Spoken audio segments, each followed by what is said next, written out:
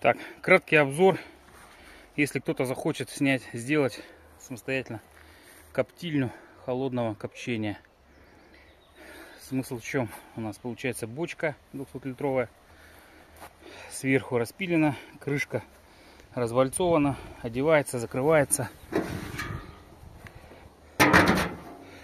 Закрыли, мясо повесили, рыбу там что хотите. Все, внутри, что получается у нас внутри? Внутри такие сетки, палки, они дырки насверлены, протыкаются, на них вешаются крючки, ну и подвешивается то, что хотите коптить.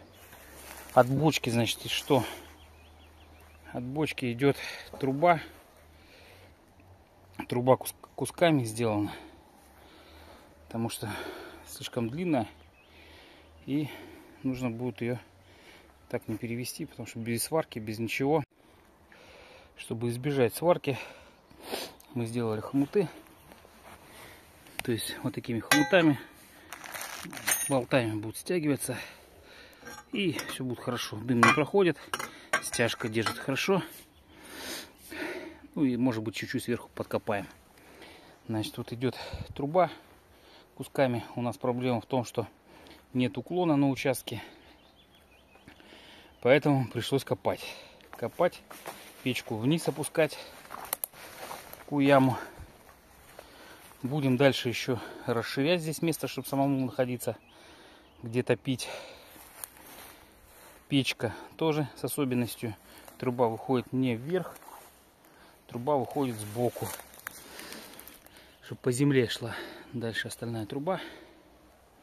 То есть вот так вот получается вся конструкция. То есть сейчас хомутами вся труба соберется в одно целое. После этого закопается.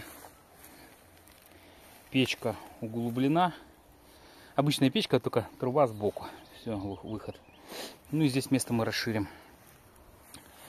Копчение. Это уже коптильня стояла на другом участке. Просто переносим сейчас на этот участок, так как продали дачи. Надо где-то ее ставить. Пробовали, коптит, все хорошо. Труба, я не знаю, метров, наверное, 10-12. 12 метров. 12 метров трубы. В принципе, хватает. Так что вот, может быть, кому-то будет полезно это все. Ну, как-то так.